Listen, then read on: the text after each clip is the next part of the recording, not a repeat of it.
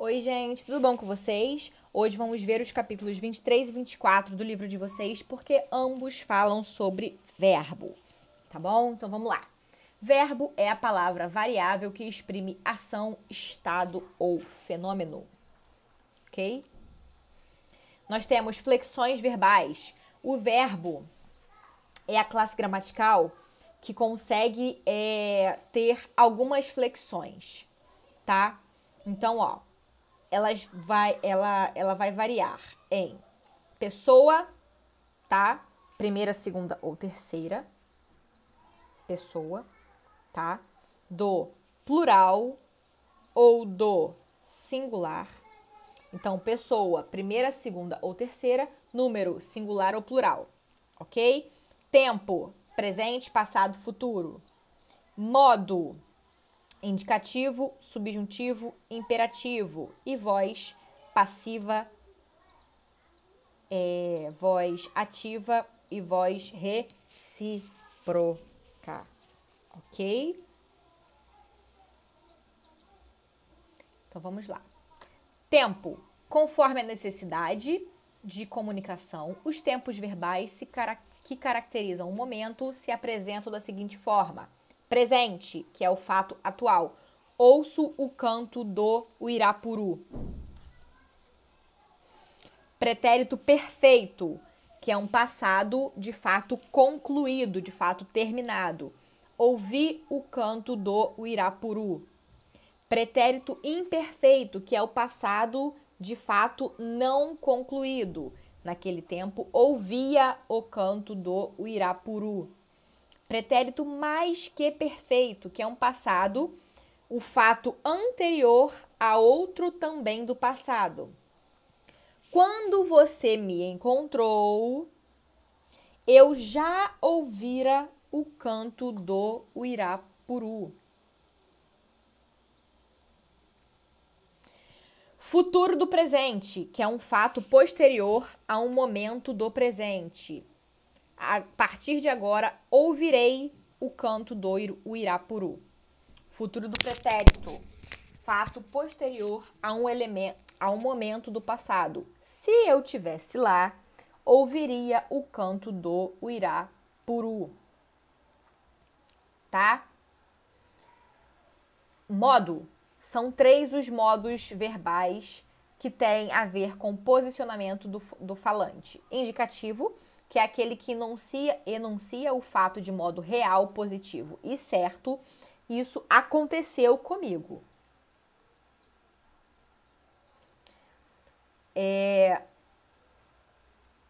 Subjuntivo, enuncia um fato de modo duvidoso, tá?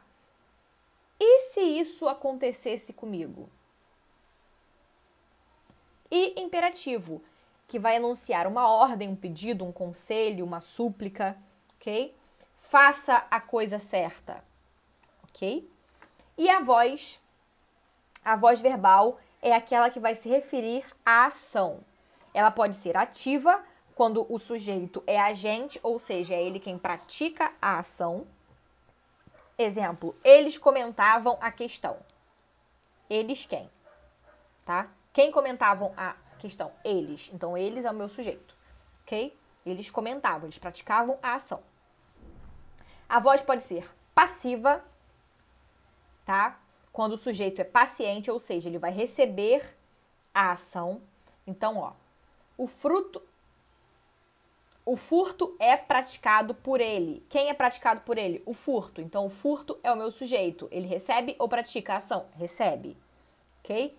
E a voz reflexiva. Perdão, porque eu falei ali que era a voz recíproca, mas é reflexiva o nome, ok? O sujeito é ao mesmo tempo agente e paciente, ok? Exemplo, ele se via nas águas do rio. Eles se cumprimentam com afeição. Tá? Então, faz e recebe ao mesmo tempo a ação. Ok?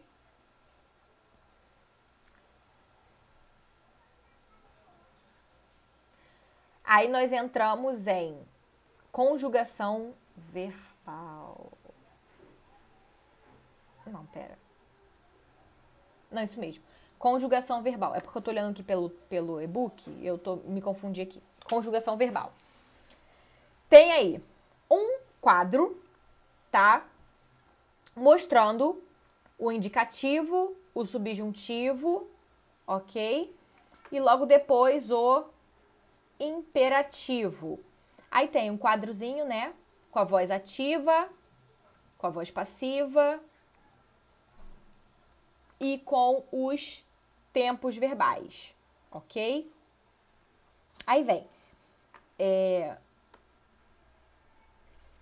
tempos compostos, auxiliar ter ou haver mais o particípio. O que quer dizer isso? Tempo composto é quando nós temos um verbo auxiliar, que seria o verbo ter ou verbo haver, mais um verbo no particípio. Particípio é quando nós temos o verbo terminado em IDO ou ADO. Então, andado, falado, comido, partido, escolhido e assim por diante, tá? Exemplo, tenho visto, tinha visto, tá? Então aí tá no particípio. Não há presente, nem imperfeito, nem composto.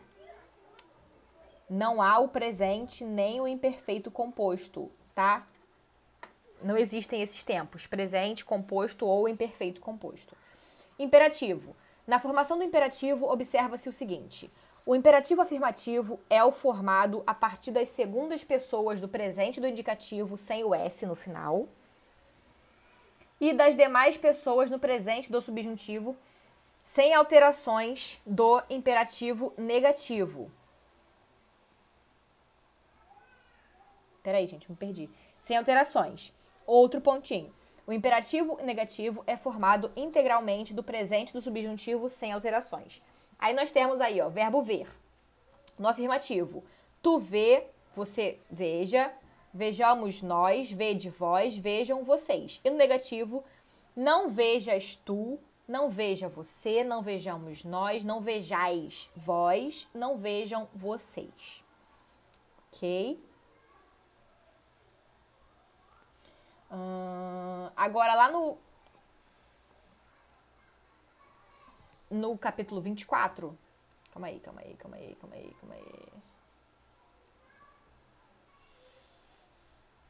Os empregos expressivos do verbo. Aí tem aí, ó, presente do indicativo. Pode-se empregar o presente do indicativo nos contextos a seguir. 1. Indicar ações e estados permanentes ou assim considerados, que são verdades científicas, dogmas, artigos, lei, ou o que se pode chamar de presente durativo. Exemplo, a Terra e os demais planetas do sistema solar giram em torno do Sol. Então, isso é uma verdade científica, tá? 2. Expressar uma ação habitual ou uma característica que ainda que não exercidas no momento em que se produz a fala. É o presente frequentativo. Exemplo, às vezes, em dias de luz perfeita e exata, em que as coisas têm toda a realidade que podem ter, pergunto a mim próprio devagar, porque sequer atribuo eu beleza às coisas. Então aí, ó, pergunto, atribuo, é o presente, né, frequente, frequentativo. 3. Conferir veracidade a fatos ocorridos no passado, aproximando-os dos momentos de que ouve ou de quem lê. É chamado presente histórico ou narrativo. Exemplo, então Colombo finalmente desembarca em terras americanas. 4. Marcar um fato futuro mais próximo, geralmente vem com adjunto adverbial para evitar alguma ambiguidade. Exemplo, amanhã sigo para Paris, embarco às 9 pela Air France. 5. Conferir polidez à mensagem entre pessoas que têm intimidade, substituindo o imperativo ou o futuro. Exemplo, você vê isso para mim amanhã? Né? Imperfeito do indicativo, o pretérito imperfeito do indicativo. Pode-se empregar o imperfeito do indicativo nos contextos a seguir. 1. Narrar e descrever fatos e ações passadas, trazendo-os ao presente, fazendo com que se desenrolem gradativamente para o leitor ou ouvinte. Exemplo. Aquele domingo estava particularmente lindo, principalmente em Botafogo, nas proximidades do mar e das montanhas altas que se recortavam em céu de seda. O ar era macio e docemente o sol faiscava nas calçadas. 2. Denotar uma ação passada habitual ou repetida é o imperfeito frequentativo. Assim como tem o perfeito, tem o imperfeito frequentativo. Em busca da saúde, ele bebia, então, 3 litros de água por dia. 3. Substituir o futuro do pretérito, denotando o fato que seria consequência de outro, mas que ainda não ocorreu. Então, se eu tivesse mais dinheiro, saía daqui perfeitamente. Então, ó, perfeito do indicativo. Pode-se empregar o perfeito do indicativo na sua forma composta para expressar o fato repetido ou contínuo, aproximando-o do presente. Exemplo, aquele político tem falado muito sobre os problemas da violência em nossa cidade. Então, ele tem falado. Mais que perfeito do indicativo. Contextos como 1. Indicar uma ação ocorrida antes de outra já passada. Quando eu cheguei, ele já partira para a Europa. Lembra que o mais que perfeito é aquele que é uma ação passada e tem outra anterior a essa passada? Então, 2. Substituir o futuro do pretérito ou do imperfeito do subjuntivo na linguagem literária. Exemplo, vendo o triste pastor que com enganos assim lhe era negada a sua pastora, como se a não tivera merecida. Começou a servir outros 7 anos, dizendo, mas servira se não fora para tão longo amor, tão curta a vida. Aí um trechinho, né, de 7 anos, né, de pastor Jacó servia.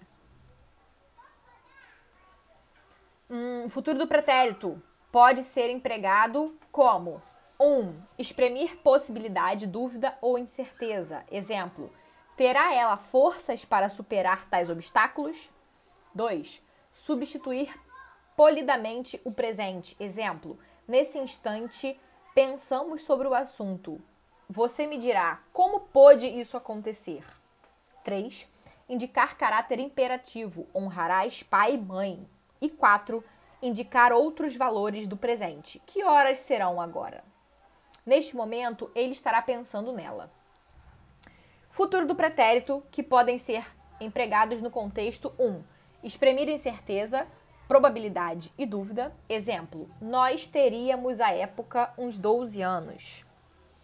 2. Exprimir ação presente de forma polida. Senhor José, poderíamos usar o telefone? Né? E aí, entramos no... Ai, meu Deus, cadê?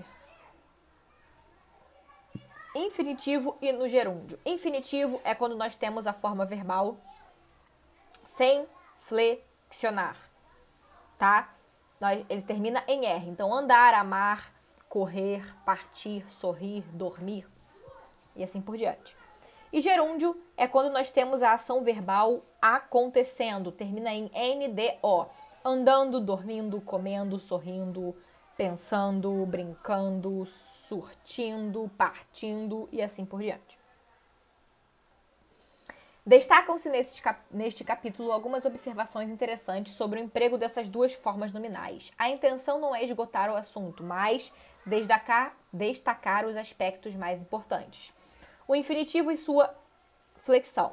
O infinitivo pode ser pessoal ou impessoal. Pessoal é assim denominado porque pode apresentar flexões correspondentes às pessoas do discurso. Exemplo de casos. Casos em que o infinitivo se flexiona. 1.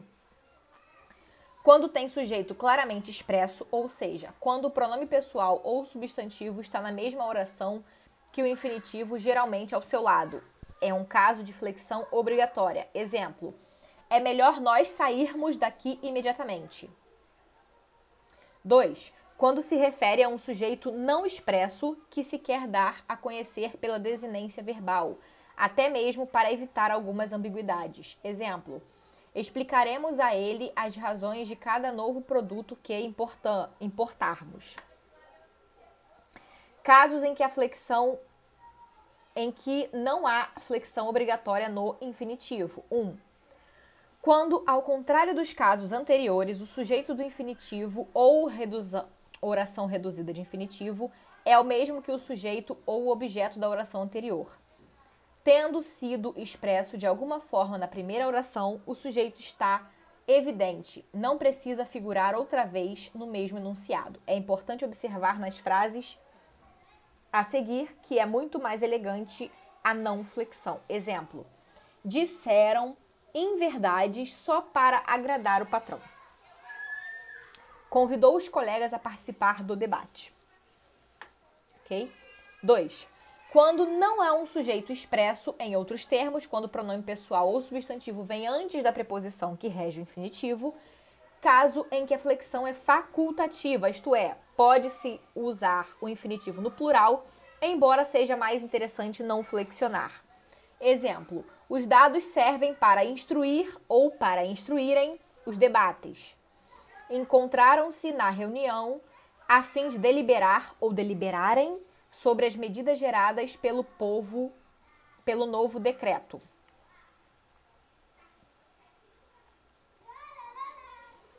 Empregos no gerúndio agora. O gerúndio pode e deve ser usado para expressar uma ação ou estado em processo ou que ocorre simultaneamente a outra ação. Também serve para expressar uma ideia de progressão contínua e indefinida. Desculpa, gente, pelo barulho que vocês estão escutando, mas aqui na frente da minha casa tem um parquinho e as crianças estão gritando agora. Decidiram gritar agora.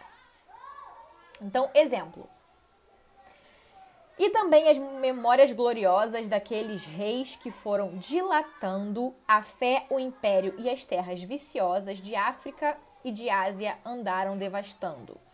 E aqueles que por obras valerosas se vão da lei e da morte, libertando, cantando, espalharei por toda parte, se a tanto me ajudar o engano e arte.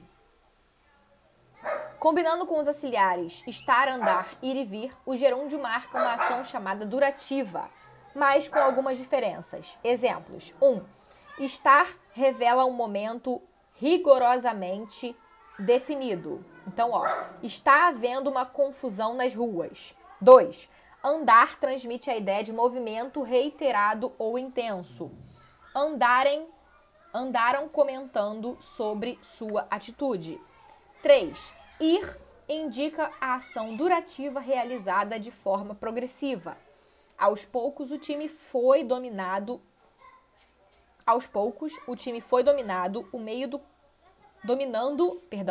o meio-campo até conseguir gol. 4. Vir expressa uma ação gradualmente desenvolvida até o momento ou o espaço em que se está. O gerúndio vem sendo mal usado pelos brasileiros. A noite vai chegando de mansinho, tá? Então é isso, gente. Espero que vocês tenham entendido. Um beijo e tchau!